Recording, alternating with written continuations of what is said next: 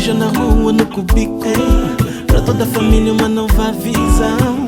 100.5, nova sintonia tá contigo. Seja na rua, no cubico, pra toda a família uma nova visão. Sintoniza a Rádio Urbana, 100.5. Sintoniza a Rádio Urbana, 100.5. 100.5 Rádio Urbana, uma nova visão de rádio.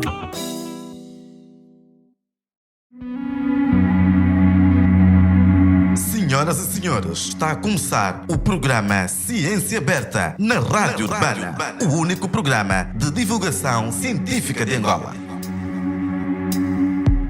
Cá estamos nós para mais um sábado sobre ciência, de uma conversa de divulgação científica.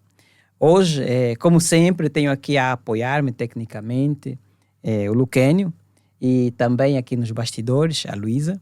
E como convidado muito especial, temos cá conosco o professor Bembo. Por favor, professor Bembo, muito boa tarde. Muito boa tarde, Dr. Felizardo.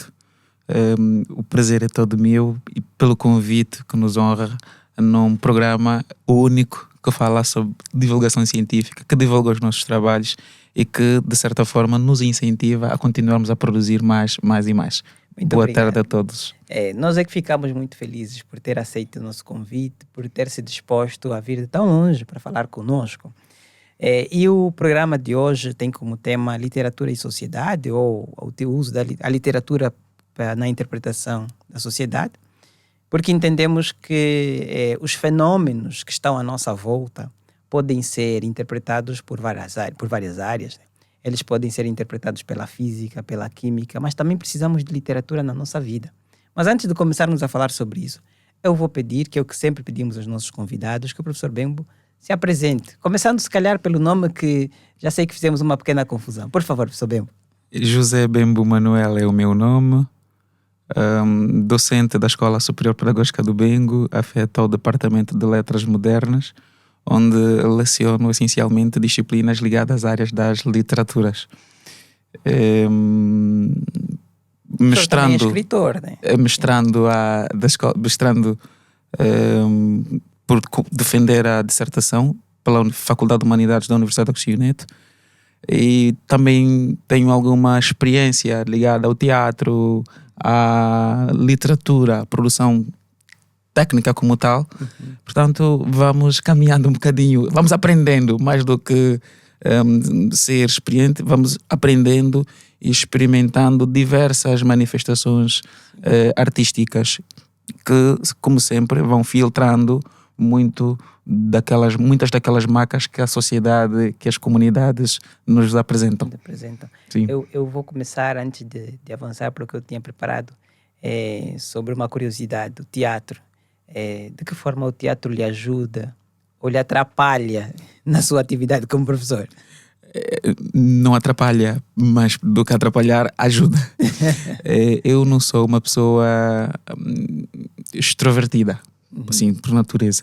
E o teatro ajuda-me a passar por muitas situações que, se não fosse o teatro, eu acredito que teria muitas mais dificuldades por ultrapassar. Por exemplo, o teatro ajuda-nos em questões de interpretação, nas questões de socialização, nas questões de... Temos de aprender a pensar rápido, porque Sim. O teatro é na hora, é tudo indireto. Então temos a capacidade crítica de reflexão Sim. e absorção das emoções dos outros, Exato. Do modo como os outros reagem ao nosso pensamento, às nossas ações. Isto que o teatro nos deu facilita. E uma curiosidade... Eu também sou gago. E aprendi a controlar a gaguez um bocadinho por causa do teatro. Né? Sim, aprendemos lá através de vários exercícios, respirar bem, controlar a respiração enquanto se fala. E hoje, as pouquíssimas vezes que gaguejo, as pessoas à volta dizem: a quem tu estás a estigar? Não, não te vais ligar. Colei mesmo. Não, não te conhecemos como gago. Não me conhecem como gago porque aprendi as técnicas. Portanto, o teatro dá-nos muitas valências. Então, neste caso, acaba por ser, de facto, uma arma importante para a docência, né? Porque o professor precisa de se comunicar e Sim. o professor que não se consiga comunicar com os alunos não consegue dar uma aula, né? E eu estou aqui a pensar em várias experiências, inclusive durante a formação de professores, em que muitas vezes essa questão era colocada. Pode uma pessoa com a situação da gagueira ser professor? Bom, a resposta está aqui no professor Bembo, né? Pode. Mas precisa fazer um esforço. Assim, precisa fazer um esforço. O gago, quando se apanha a cantar, não gagueja. Oh, interessante. Não gagueja. Então ele pode dar aulas. Pode dar aulas a pessoas que não são gagas. E ele pode perfeitamente controlar a respiração desde que aprenda a respirar. Desde que aprenda a respirar como deve ser, controla e vai falando e vai se comunicando com a maior das perfeições com os seus interlocutores. Então isto é fantástico. O teatro ajuda, a música ajuda também, os ensaios de canto podem ajudar. Portanto, os professores, enquanto professor, o teatro faz-me assim umas maravilhas, muitas vezes, até nas mudanças de ritmos durante a aula, mudanças às vezes de comportamento ou de metodologias ou estratégias didáticas. Muitas vezes utilizo técnicas do teatro para fazer compreender uma outra coisa. A própria expressão corporal hoje eu faço muitos gestos, né? sim. Muito expressivos, um bocadinho por conta do teatro. E às vezes coisas que não sei dizer por palavras, faço um gesto e as pessoas me compreendem. Então, o teatro ajuda logo. Ajuda. Sim. Isso é bom. Eu acho interessante essa possibilidade de interlocução de profissões. Se calhar, nós, os professores, e sobretudo quando estamos na universidade, deveríamos beber muito dessas outras experiências, né? Torna-nos, um professor multifacetado. Sim. De alguma forma, sim. Não é por acaso que há estudantes que aprendem muito mais vendo. Sim. E nós até podíamos aproveitar para montar jograis, montar espetáculos de teatro sobre determinadas realidades técnicas ou artísticas, técnicas científicas ou comuns. Sim. Para fazermos a prática, que é um déficit que temos na nossa realidade. Fazer a prática, demonstrar para que as pessoas tomem contacto com a realidade e a partir daí fazer estudos, ter maior compreensão e prospecção ao nível do pensamento sobre determinados fenómenos, porque teorizamos muito em alguns casos. Sim. Precisamos de descer um bocadinho desse universo teórico para a prática. Para a prática. E as artes podem ajudar-nos a pelo menos simular as práticas, né? Dar a ideia de como de facto funciona, que vai nos obrigar sempre a ir fazer pesquisa. Exato, e aí a gente deslizava. Bom, isso nesse caso lhe coloca então em vantagem, porque o professor também é da área das letras, né? Sim. Sobretudo de literaturas, certo? Sim. Mas antes mesmo de falarmos um pouco mais da área em si, eu queria que falasse um pouco como é que chega às literaturas. Eu pergunto isso porque acho que todos nós temos alguma experiência com livros e que normalmente é uma experiência muito antiga e, claro, isso afeta-nos mais ou menos dependendo de cada um de nós, né? Então eu gostaria de saber, no caso do professor, por exemplo, como começa como chega a esse universo da literatura? Como chega a esse universo? Pelo menos para os que têm mais ou menos a minha idade, que não é muito ainda, começaram com os cadernos de versos.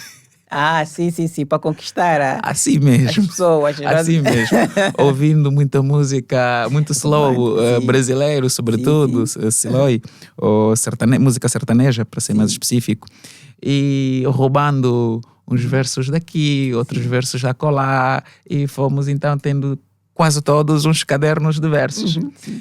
Mas depois chegou uma altura que, não quero mais estes, porque parece que todo mundo tem. Então vamos criar. E fomos compondo pequenos poemas. Sim. pequenos poemas, que eu acho hoje que não são poemas, não são assim umas coisas que... Esse já é o Bembo, a linguista, ou melhor, é formado em letras, né? Sim, Que está a falar. aquilo né, serve para nada. Mas que serviu de início até 2009, quando vamos para a Escola Superior Pedagógica do Bengo frequentar o curso de licenciatura em ensino da língua portuguesa. Contactamos com disciplinas como introdução aos estudos literários, as literaturas brasileiras, sobretudo a nível da CPLP, Sim. que estão no currículo, e fomos percebendo um bocadinho mais sobre a teoria literária. E o desafio passou a ser outro. Sim. Se eu estou a estudar realismo, vou tentar compor poemas com características do realismo. Pois, antes de avançar, o Ciência Aberta tem uma característica que sempre tentamos trazer para o Ciência Aberta, o esforço, sabemos que é mesmo um esforço, de conseguirmos fazer com que os nossos ouvintes que não sejam da área também nos compreendam. Sim. Então, aí a pergunta, o que seria o realismo? O que seria o realismo? É o que está no dia a dia, no fundo. É o que vemos, é o que vivenciamos no dia a dia. Então, há uma corrente, no fundo é uma teoria que filtra os acontecimentos do dia a dia e ficciona. Ok. Não aparece, nem sempre aparece tal qual, mas há lá as marcas que permitem identificar que isto é o que está no dia a dia. Dia a dia, pois. Ora, então nós fomos sempre tentando compor alguns versos, sobretudo, que descrevessem determinado período literário. Quando descobrimos que, olha, afinal existe um soneto, um género lírico chamado soneto, vamos tentar compor soneto. Sonetos. E lá vais tentando compor, primeira estrofe, a segunda, a terceira, e terminas a quarta. Agora é a hora da engenharia. Porque não basta ter 4 estrofes para ser um soneto. Ok. Hora da engenharia. Precisas ter 2 quadras, 2 tercetos. Cada uma das quadras, no fundo, a primeira e a segunda estrofe têm de ter 4 versos. A segunda e a terceira estrofe têm de ter cada 3 versos. Mas não basta ter 4, 4, 3, 3. Cada um dos versos tem de ter 10 sílabas métricas. E depois tem a questão das rimas. Então, você já pegou as ideias todas, mandou para o papel. Pronto, já está. 12 linhas. Fantástico. Agora, é hora da engenharia. Trabalhar as rimas, ver as sílabas métricas. Umas vezes conseguíamos umas coisas, mas depois fazes a leitura e vês que a ideia ficou toda estragada. Já não dá para aproveitar nada. Outras vezes não conseguíamos mesmo. Sim. Depois aquilo era destruir e isso foi alimentando. Depois foi surgindo outros desafios. Sair da poesia para a crónica, sair da poesia para os contos. Hoje o desafio a que um dia vamos nos propor é tentar um romance. Né? É tentar um romance. Um dia. Então, neste caso, nós estamos, o que está aqui a apresentar-nos há também em si uma espécie de, quase como o Fernando Pessoa, né, que tinha as várias personagens. Né? Então tem o professor Bembo, e tem o José de Martins. O Bembo artista. O artista é o José de Martins. José de Martins. Que não vive quando o Bembo está em cena. Não propriamente. Eu não o considero um heterônimo à moda de Alberto Caeiro, Ricardo Reis, que são heterônimos de Fernando Pessoa e outros. Porque Ou seja, que são os vários nomes que o Fernando Pessoa foi criando para si próprio, né? Para caracterizar as várias facetas, as várias autorias, as várias identidades que foi tendo a sua obra. Mas eu não me considero desta forma porque tem muitas semelhanças. O José Bembo e o José de Martins cruzam muitas vezes. Né? Tanto que já penso em aproveitar um outro nome, o José Sequeira, para... Talvez, se um dia conseguir o romance, talvez, e vier a publicar, talvez publique não como José de Martins, nem como José Bembo Manuel, como José Sequeira. Então eu vou trazer ele para uma problemática, vamos dizer assim. Bom, parece que a literatura lhe serve muito para, vamos assim dizer, criar uma realidade alternativa, inclusive um personagem alternativo, ou seja, literatura acaba sendo um espaço da imaginação. E a minha pergunta é, e para a sociedade, para que serve a literatura? A Para além dessa característica, há mais alguma função importante? literatura humaniza. Como? A literatura humaniza a sociedade. Qualquer artista, seja literato, músico, ator, artesão, é um inconformado social. A regra geral é um inconformado social. Escreve, interpreta, canta aquilo que lhe vai à alma, mas regra geral, aquilo que o incomoda.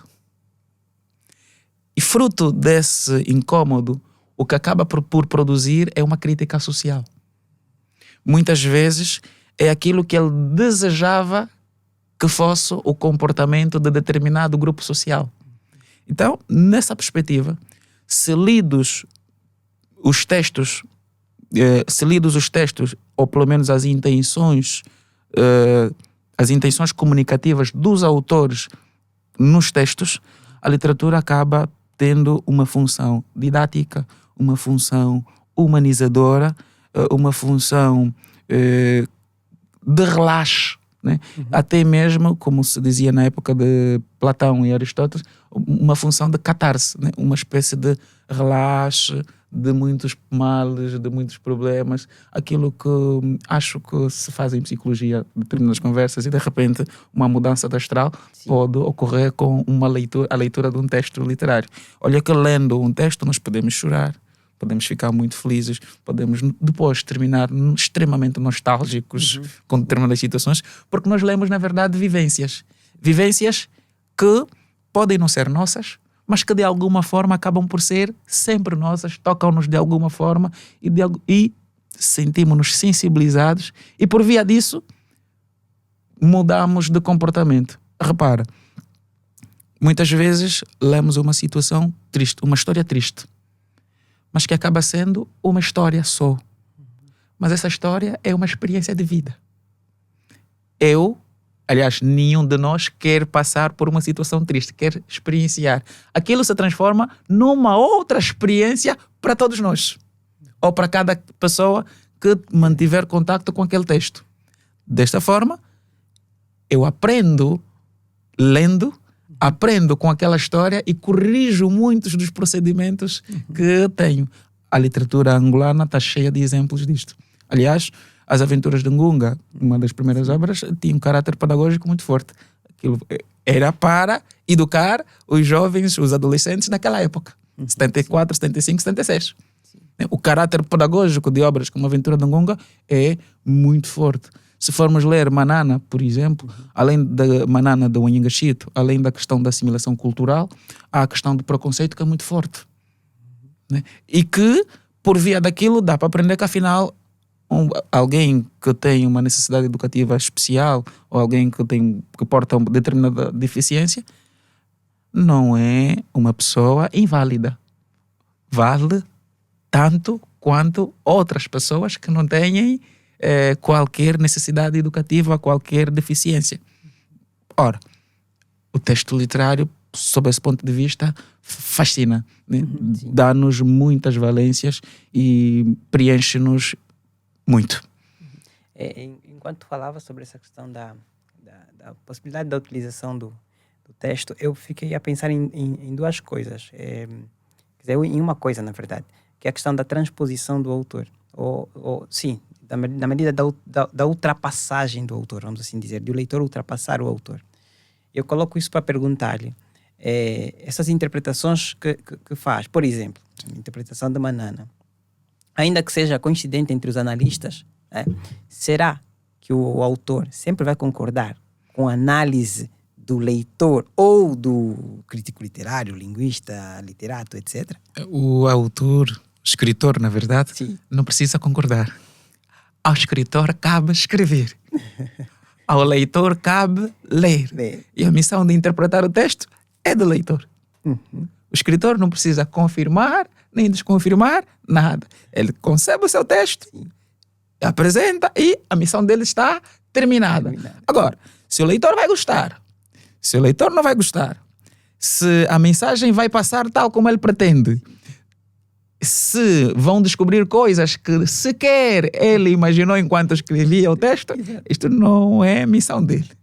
Agora, existem os leitores especializados, os leitores não especializados, aqueles que ficam no paratexto, na decifração de caracteres, e aqueles que vão e têm de facto a capacidade para extrair as várias mensagens. Humberto Eco, na obra Ópera Aberta, dizia já que o texto literário é aberto a várias interpretações. E isso dá espaço para que cada leitor faça e tire dali as suas próprias conclusões. Entretanto, estas interpretações não estão e nem dependem do autor. Dependem das marcas, das evidências que o leitor deixa no texto. Não, que o autor deixa no que o autor deixa no texto, exatamente. No caso, eu, quando me apanho, eu e qualquer leitor apanhado a ler um texto, centra-se apenas a seguir, ou limita-se apenas a seguir as marcas ou as pistas que o escritor deixa. Sim. Nem todos conseguem chegar lá, mas ele só desliza. E há casos em que os críticos e os leitores especializados chegam a determinadas conclusões que mais tarde o escritor diz: afinal também está aí. Eu nem sequer pensei. Nem sempre ele controla tudo. Ele tem um tema e cerca a sua narrativa em torno disso. Muitas vezes passa. Pois. Enquanto falavas, lembrei-me de uma história que conta o Manuel Rui sobre o livro dele, Quem Me Dera Ser Onda. E ele diz que foi fazer uma palestra ou alguma coisa assim lá num país nórdico. Agora não vou lembrar exatamente qual, é Noruega ou alguma coisa do tipo. E depois que ele termina de falar, levanta-se uma senhora muito emocionada e ela diz: olha, eu gostei muito do seu livro porque fala muito da nossa realidade. Assim mesmo.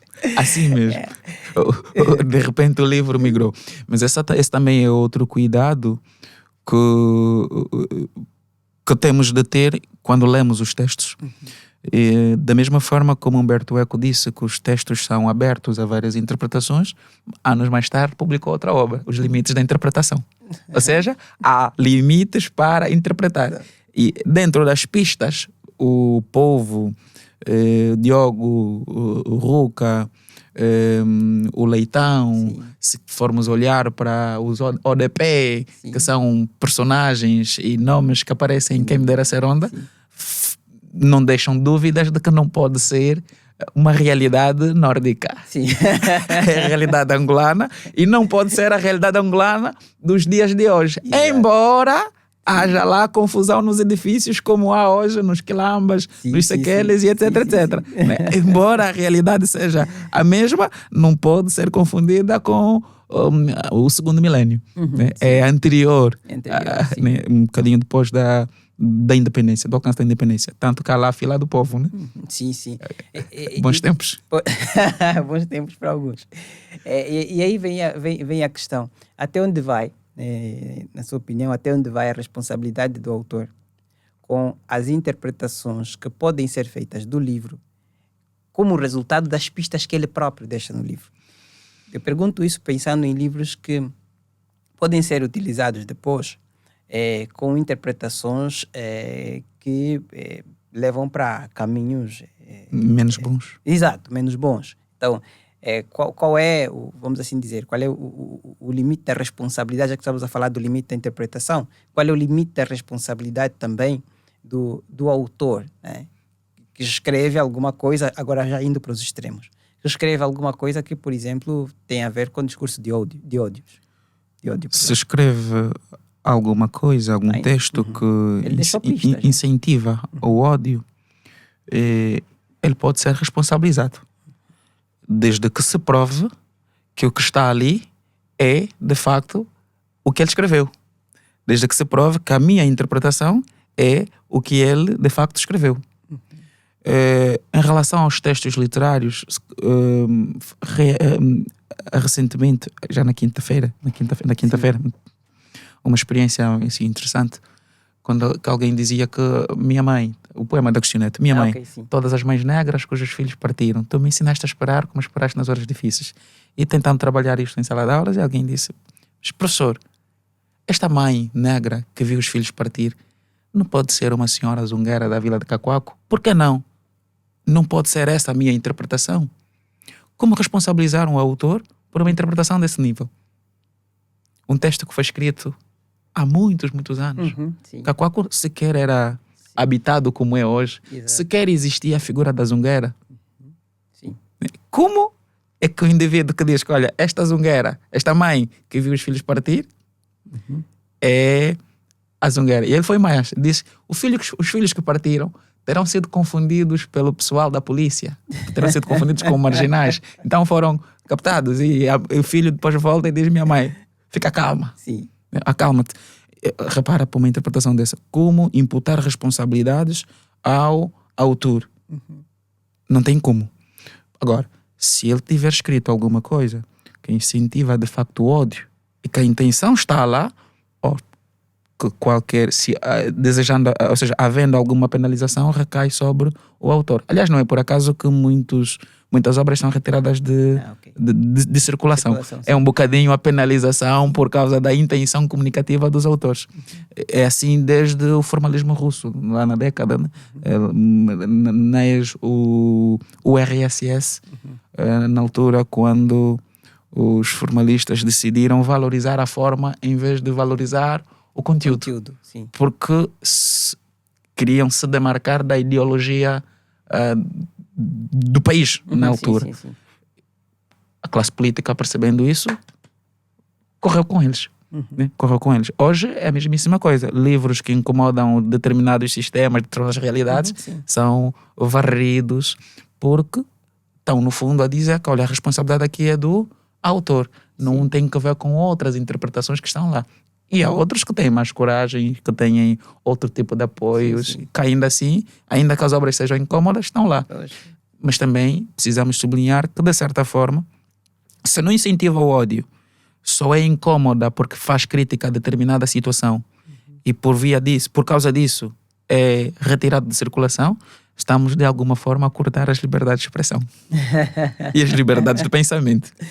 Mas eu acho que precisamos também voltando outra vez para falar sobre a questão dos limites, né? A liberdade de expressão não é uma liberdade irrestrita. Ela é uma liberdade que, no senso comum, dizemos sempre que a nossa liberdade termina onde começa do outro e vice-versa, né?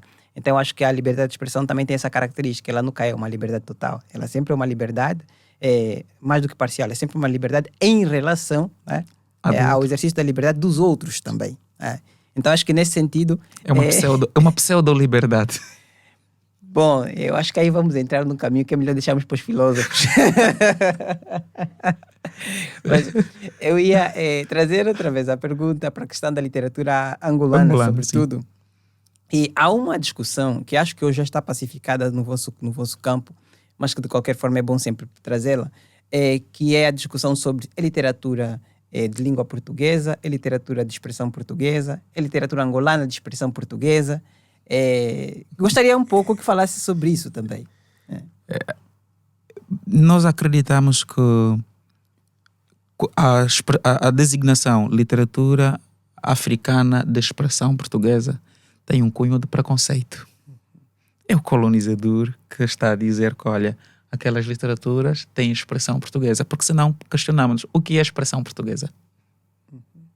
Não existe tecnicamente expressão portuguesa, porque mesmo em Portugal as pessoas se manifestam de maneiras completamente diferentes. Desde cada província ou cidade tem uma manifestação cultural diferente. Agora, é unânime que existem as literaturas de língua portuguesa.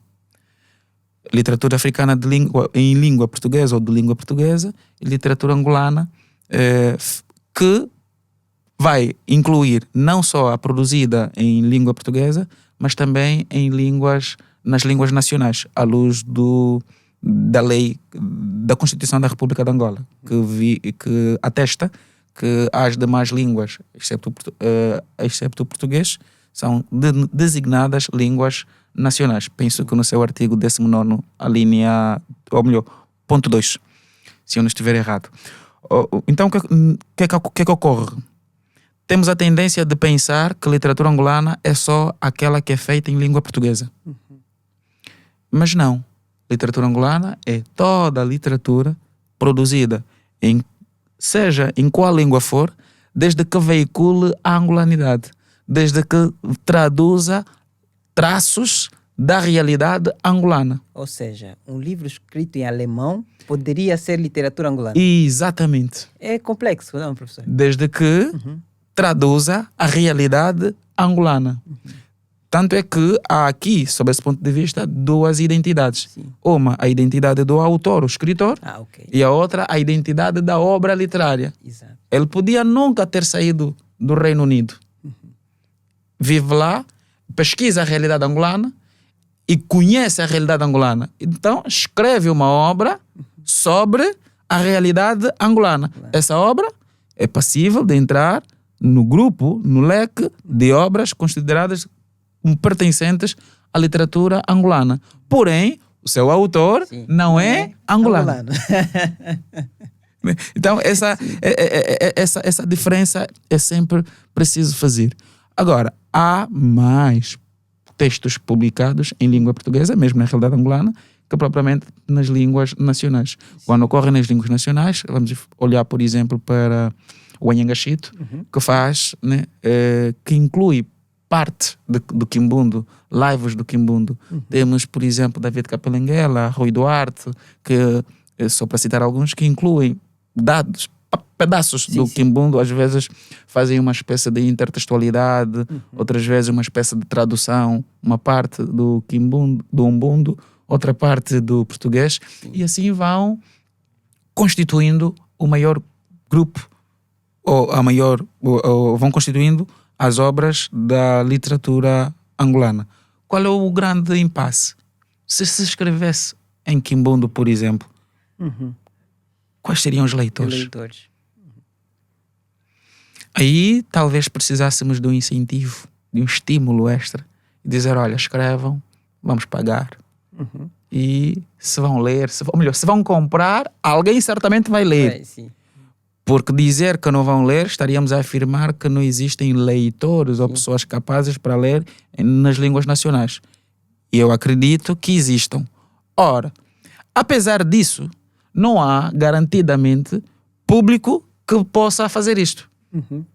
Não há esse público garantido que esteja disposto para ler. Aliás, as pessoas que compram textos, que vão às sessões de lançamento de livros, são... Nós costumamos a dizer, conhecemos-nos todos. Estamos em todos os eventos, a toda hora e sempre. Quando falta um, sabemos logo quem está a faltar. Assim mesmo. Né? Não há muitas outras pessoas extras que a dada altura apareçam e vão comprando. Excepto aqueles que nós, no exercício da profissão docente, às vezes apontamos algumas pistolas, né, entre aspas, dizer, olha, tem de comprar a obra tal. Vai ser lançada no dia X, olha, vão para lá. E vamos estudar a obra do autor X. E aí as pessoas algumas vão se familiarizando e ganhando gosto para a leitura, vão participando dos eventos, outros nem tanto. E ficam mesmo assim perdidos. Né? Infelizmente. Eu ia voltar para a questão dos livros escritos em línguas nacionais. Se eu estiver enganado, o professor corrija-me. O Luandino Vieira faz isso, não? Publica alguns livros em Quimbundo, não?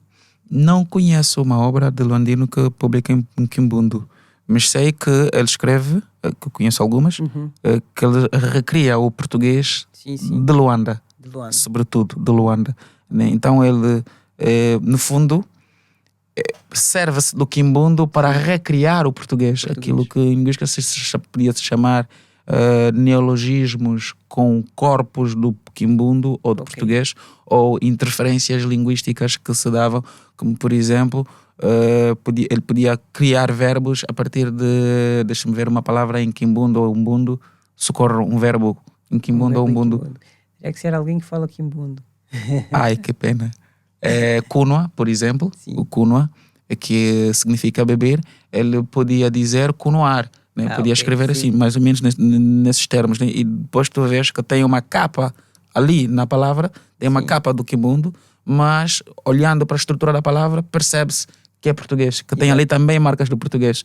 E não é por acaso que muitas dessas obras aparecem depois um vocabulário glossário, para explicar, sim, e o glossário cada uma das exatamente, palavras. para explicar cada uma das palavras. Então, e por aí se podia lançar um desafio que é de produzir uma espécie de prontuário não diria, talvez um dicionário só literário para as obras de Luandino Vieira, para as obras de Wanyanga Chito e muitos outros escritores que aproveitam, recriam muito bem a realidade angolana. E pensando nessa coisa do prontuário, se calhar também é um exercício pensarmos que para além de, por um lado, se fazer esse esforço de financiar a publicação desses livros em língua nacional, também deveríamos continuar a investir. Eu digo, já vos explico porque digo continuar, no esforço da formação de leitores em línguas angolanas.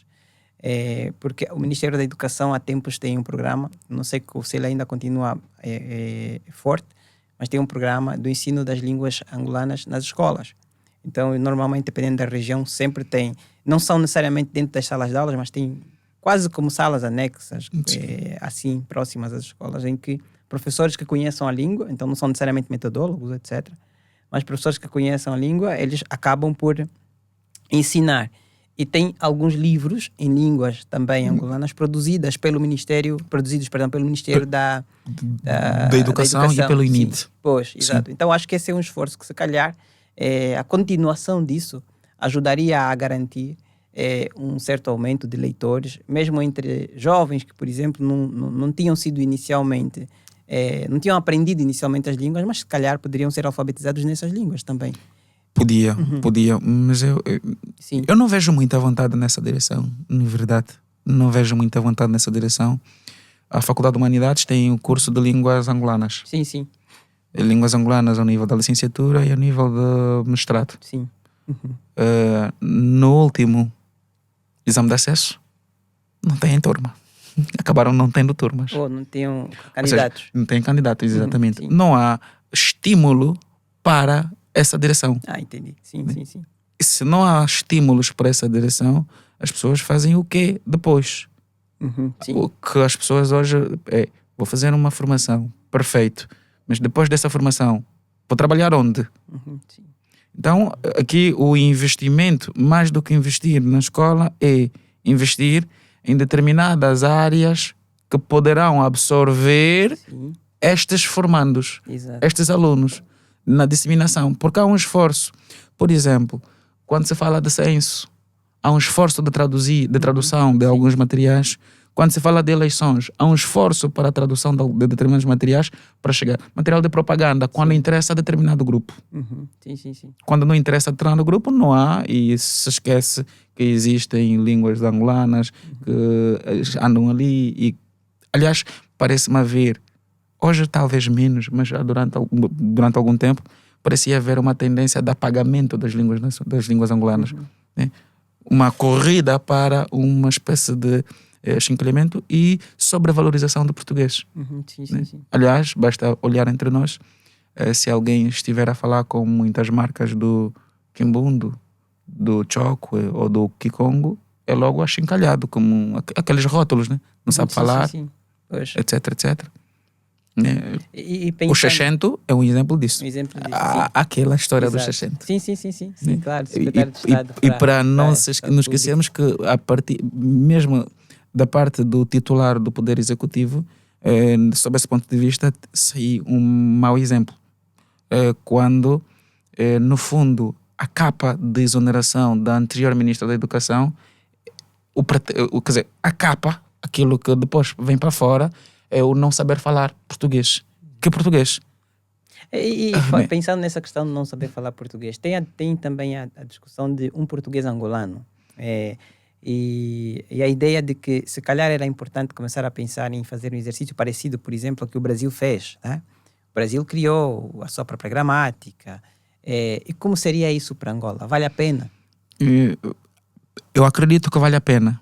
Mas vale a pena fazer ligeiramente diferente do que o Brasil fez também. Como? Do que o Brasil fez também. Porque o que se entende hoje como... O que se procura sistematizar e padronizar como sendo a variedade do português de Angola é o português falado em Luanda, Benguela, Huila e em partes do Ambo. Mas como é que fica o português falado na Lunda Norte? Aquele português que é falado e que tem marcas do português e tem marcas do chokwe. Onde fica o português falado no Zaire?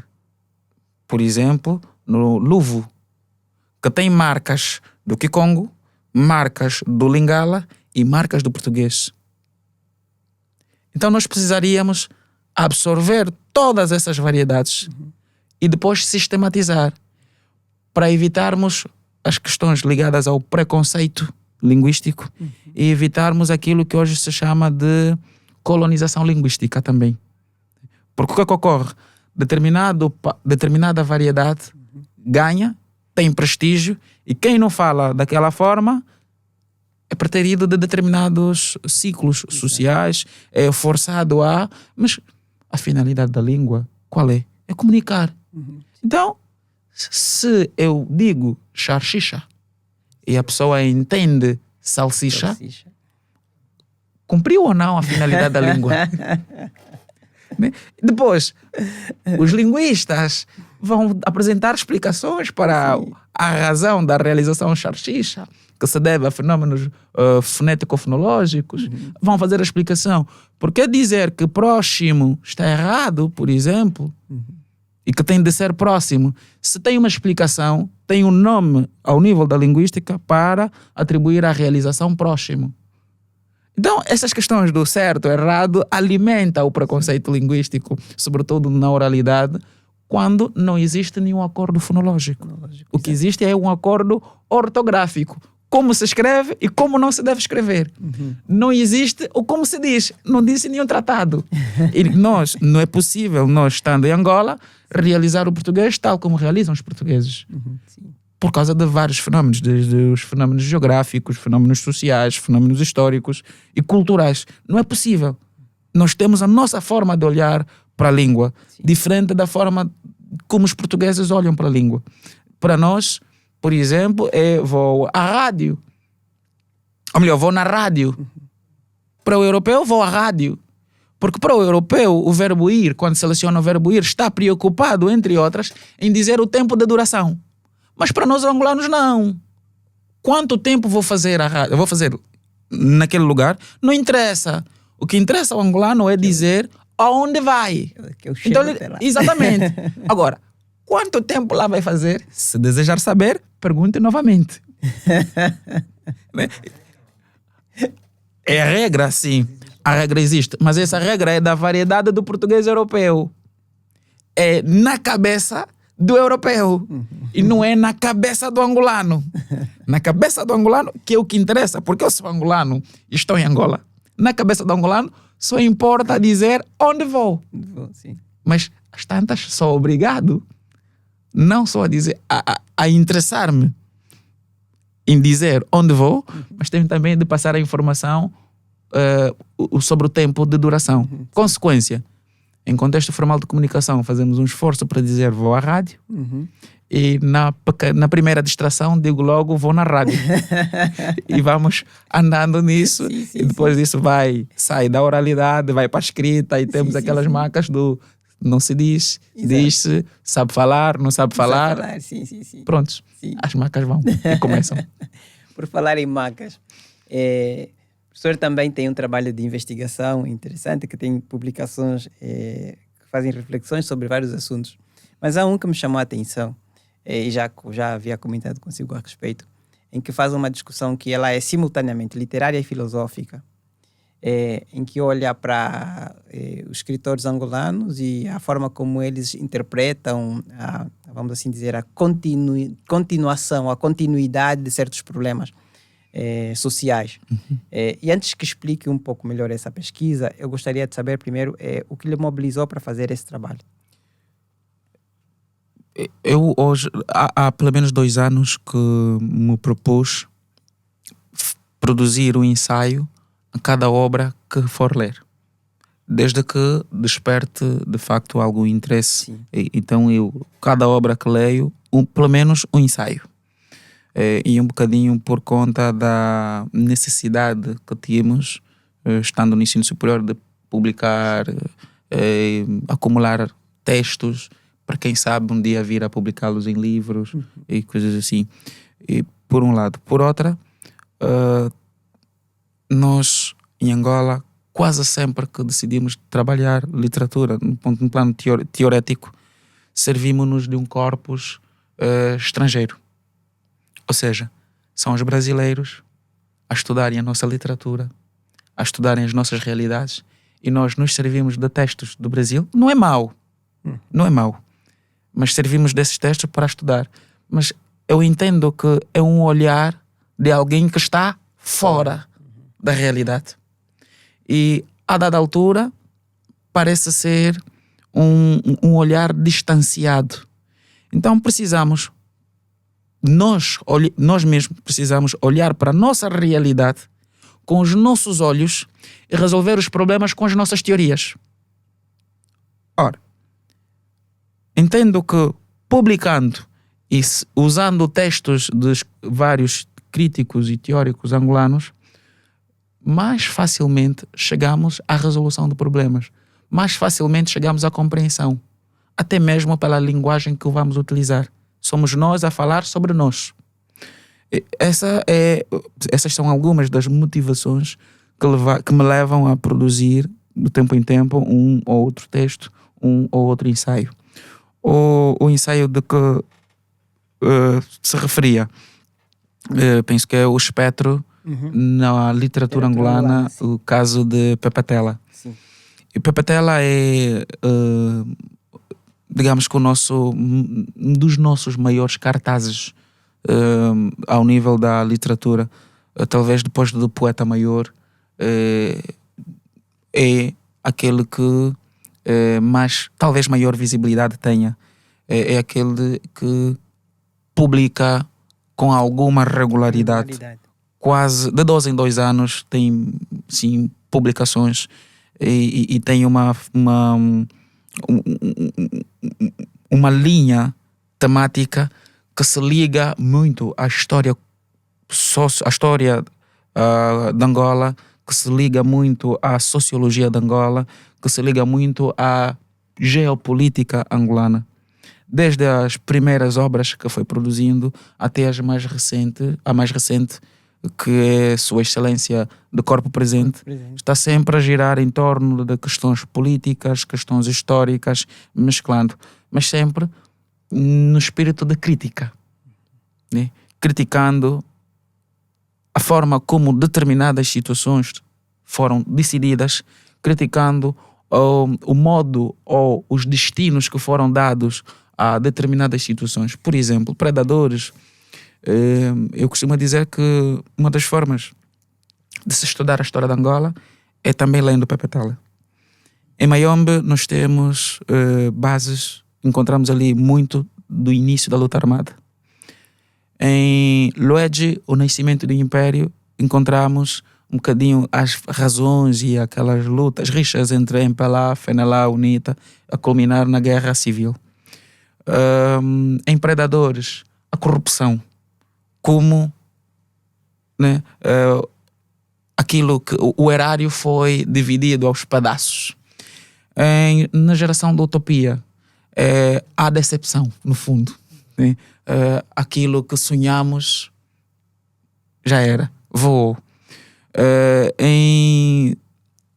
Se o Passado Não Tivesse Asas, que é uma das obras que utilizo do corpo, a principal obra que utilizo do Corpus neste referido artigo, traz 2 realidades: a de guerra de 92 até 2002 e a de 2002 até 2017, se a memória não me traiçoa. Ora, uma é o período da Guerra Civil e retrata a história de uma rapariga, Himba, que perde os pais no Ambo e chega a Luanda sozinha, perdida. A segunda parte a segunda parte, que começa em 2002, é a da paz efetiva. A altura em que também começa a crescer na cidade de Luanda a história da reconstrução nacional e também com ela a história da construção de condomínios, de centralidades, mais um bocadinho mais tarde. Mas esses condomínios, na verdade, vieram dilacerar as desigualdades sociais. Então está aí, no fundo, na obra, acirrada as desigualdades sociais, a fragmentação social, a despreocupação, de alguma forma, em curar as feridas da guerra, porque as pessoas vieram de uma guerra, estão, do ponto de vista psicológico e até mesmo do ponto de vista social, destruídas, e era preciso criar estruturas sociais que resolvessem esses problemas, mas não estão resolvidos. Nunca foram criadas, em muitos casos, não foram criadas essas infraestruturas ou essas estruturas. Solução, ficamos num... Não diria utopia. Salve-se quem puder. Um limbo. Né? Sim, assim mesmo. Cada um faz o que puder, aproveita-se e salva-se como cada um puder. Então, são essas situações já pensadas em 75. E eu aqui me lembro de alguns discursos de Agostinho Neto que fez em 79, onde já falava sobre a luta de classes. Num dos discursos feitos no Menong, falava, por exemplo, sobre a necessidade da descentralização. Ou seja, os problemas do Cuando Cubango não se podiam resolver a partir de Luanda. Era necessário resolver a nível local. Falava, por exemplo, Agostinho Neto sobre a necessidade de incluir os camponeses e os agricultores na classe política, na classe de decisores. São muitas situações que foram pensadas já. Em 79, estamos a falar de 79. Depois, sim, podíamos dizer, houve a guerra, destruiu ou hibernou algum plano. Mas já desde 2012 até hoje, por exemplo, muitas das situações teriam sido já iniciadas, ou seria possível nós vermos que, olha, ali aquela ação é para mitigar isto. Não temos isso. Ora, o espectro, que a corrente filosófica de Jacques Derrida persegue. Então no fundo, a obra da Pepetela tem isto, um fantasma do bem-estar, das igualdades sociais, dos equilíbrios, que persegue sempre e faz-nos, a dada altura, pensar que estamos bem, mas quando despertamos para determinada realidade, damos-nos conta que, afinal, as desigualdades são enormes. Eu ainda tenho um salário, porque trabalho na função pública e tenho, né, o que receber, mas a quem... repara, eu sou professor, reclamamos sempre. Aliás, viemos de determinadas greves. Estamos a reclamar. Mas há quem não tem 200 kwanzas e tem de ir procurar no lixo, tem de catar lixo. E depois passa uma notícia a dizer que, olha, Cicrânio tem 900 milhões no lugar X ou Y. Então, neste caso, é interessante aqui pensar.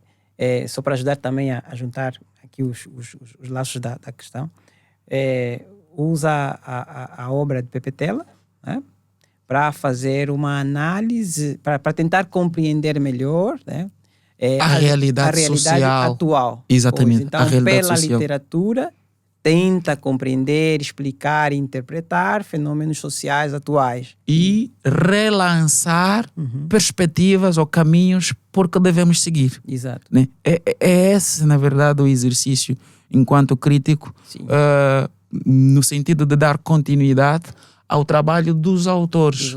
Né? Porque os autores, no fundo, o que fazem também é isso. É questionar determinadas situações. É pesquisar e ver que, olha, isto aqui foi feito assim. Exato. Pois. E nós, enquanto críticos literários, olhamos para a situação e dizemos, isto afinal, precisamos mostrar isso a mais pessoas. Precisamos dizer às pessoas que, olha, isto que Pepetela, isto que Dias Neto, isto que João Bernardo de Miranda, aquilo que o Oyanga Chito ou qualquer outro escritor ficcionou, na verdade não é propriamente ficção. É o que nós vivenciamos. Então nós procuramos explicar a sociedade por via do texto, ler a sociedade por via do texto literário e lançar perspectivas de análise, porque acreditamos que podemos cozer, podemos resolver muitos dos problemas que vivenciamos e lançar muitos desafios, vivermos felizes, tranquilos e confortavelmente no futuro. Nesse caso, ainda como pesquisador, como é que lidaria, professor, com a acusação de que o que você está a usar como fonte de análise é ficção? e, portanto, não poderia servir para uma interpretação que, de facto, ajudasse a resolver questões reais. A ficção, como disse lá atrás, deixa pistas. E nós podemos cruzar com documentos históricos. Cruzamos, regra geral, com documentos históricos. Cruzamos com documentos históricos, cruzamos com documentos políticos, com documentos oficiais. Se, por um lado, as pessoas podiam nos dizer que isto que está a dizer é ficção, é fruto da ficção, já não me vão dizer que é ficção quando eu cruzo a ficção com determinado documento histórico. Quando eu cruzo a ficção com o discurso do Presidente da República. Por exemplo, recentemente foi publicada uma obra, A Queda do Cão Cidadão, de Dias Neto. É uma obra constituída por 10 contos. Um dos contos tem como título O Quarto de Fezes. O Quarto de Fezes, no fundo, o quarto não é quarto. Ficciona Angola. E as fezes, na verdade, não são fezes. É a corrupção, é o nepotismo, é a bajulação. Denunciados por um rei, aliás, por um presidente, que é presidente, sucessor de um rei, que dá a sucessão ao presidente por estar doente, mas que depois se arrepende. Isto é ficção, sim. Mas, olhando para a realidade angolana, encontramos muitos cruzamentos. Sim, sim. E se me disserem que, olha, e quando eu olho lá, olho para o texto e encontro, por exemplo, uma frase que diz que, olha, o agora presidente reúne com os jornalistas no seu palácio para denunciar as fezes que estão no quarto. Ok. Então, repara para isto. Eu olho para o imaginário social, para a política recente. E quem faz conferências de imprensa, convida jornalistas para fazer conferências de imprensa, o anterior presidente não fazia isso. Quem faz isso é o atual presidente. Então, eu encontro dados na realidade, dados no discurso político, encontro dados nos documentos históricos que ajudam a desbravar. E isso é o que é fundamental. Não ficar só na ficção, Exato. mas olhar para a ficção como pistas que têm de ser comprovadas a partir de outros documentos da realidade. Realidade. Ok. Esse é o exercício que nós procuramos fazer sempre. Eu continuaria essa conversa por muito mais tempo. Estão aqui a puxar-me para dizer que já estamos em cima do tempo. Ok. Mas eu vou colocar-lhe uma pergunta que vai ser diferente de como nós normalmente perguntamos aos nossos convidados de que forma acha que o seu trabalho contribuiria. Mas eu vou fazer a pergunta de uma outra forma, já que falamos muito sobre literatura. Que sugestões de leitura daria de livros que permitem fazer essa releitura ou essa leitura crítica da nossa realidade? Mas antes de falar das sugestões de leitura, eu sei que tem outras produções e uma delas é uma antologia de poesia. Sim. Se quiser falar um pouco sobre isso, tem 2 minutos para falar sobre isso. Depois falava das sugestões de leitura para conseguirmos então encerrar o programa. Obrigado. Nós temos agora uma antologia, vai ser publicada no dia 1º de novembro, a primeira antologia da língua portuguesa. Tem lá textos de escritores angolanos, brasileiros e portugueses. Já foi lançado no Brasil, Teresópolis, e o lançamento em Angola vai ser já no dia 1º de novembro, no Instituto Sapiens, ali junto a Angochip. Temos apenas 100 exemplares, conseguimos trazer apenas 100 exemplares, então é uma das obras que, no fundo, recomendo.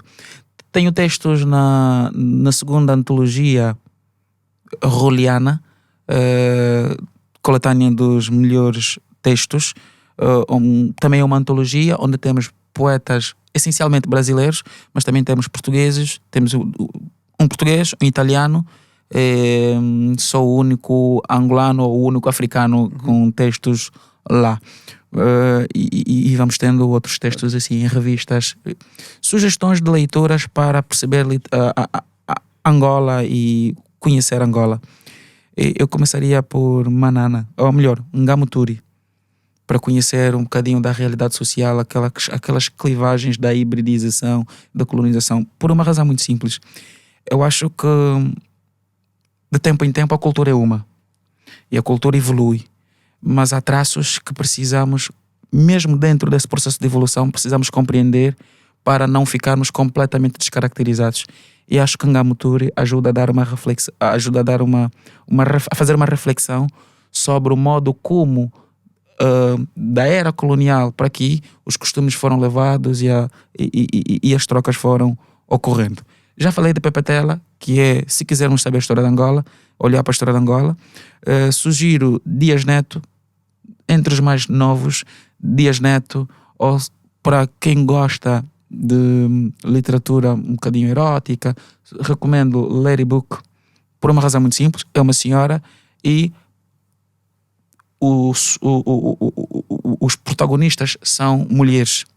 É o olhar de uma mulher através de uma mulher, né? Então as questões ligadas à fragmentação social que se vive em Luanda, sobretudo, a desvalorização da mulher, a violência doméstica, a violência sexual, por exemplo, é muito problematizada no Fardo da Mar, que é uma obra publicada pela Chiado, mas que já tem agora a segunda edição. Então, e é o olhar de um problema que às vezes dá a impressão de que fechamos, e desta vez através de uma mulher, da voz de uma mulher. Podíamos olhar para Raj Ngimbangola, que é uma poesia que olha para Angola de maneira diferente. É poesia. Raj Ngimbangola, em Nomuzombo, né, é o título da obra. Podíamos olhar também para obras de Londino Vieira ou de Wayangachito, se quisermos olhar para o Musek, se quisermos olhar para as questões da periferia, como a periferia se junta com o centro e juntas podem caminhar, formam no fundo, formando indivíduos diferenciados, que não estão nem num lado, nem do outro lado, mas que sejam unos. E uma que eu acho que é antiga, mas que continua a ser referência, e acho que é referência obrigatória para todos, quem me dera ser onda. Pela atualização que se faz nos dias de hoje, apesar de ter sido publicada anos, penso que na década de 70, né? Apesar de ter sido publicada naquela época, continua a fazer eco, sim, continua a fazer todo o sentido, porque as pessoas vivem em edifícios, mas têm comportamentos de... né? e isso precisamos sempre refletir. E para terminar, talvez Agostinho Neto. Okay. Infelizmente, queiramos ou não, apesar das questões ideológicas, é o nosso poeta maior, e eu sugiro, entre as obras de Agostinho Neto, Sagrada Esperança, por ser, no fundo, o projeto político, o projeto de luta política, ficcionada, sim, mas é o projeto político, a obra Sagrada Esperança. E de forma efusiva aparece então os discursos, que eu também convidava a ler. Portanto, muito obrigado pelo convite. Muito obrigado, professor Bembo, muito obrigado. Foi uma conversa muito interessante. Como diriam alguns amigos meus, muito cabeça. Que é também o que queremos aqui no Ciência Aberta. Então, ficamos muito felizes por ter aceito o nosso convite. Ficamos muito felizes pela nossa conversa também. Agradeço e cumprimento todos os telespectadores que a essa hora nos estão a ouvir pela rádio, e também a todos os que, se não nos ouvirem agora ou assistirem agora, vão assistir mais tarde de forma assíncrona pelo Facebook ou pelo YouTube. Foi um prazer estar convosco hoje, neste sábado à tarde. Luísa e ao Luquênio, mais uma vez, muito obrigado pela sempre prazerosa companhia. Até o próximo Ciência Aberta. Ciência Aberta, na Rádio Urbana, o único programa de divulgação científica de Angola.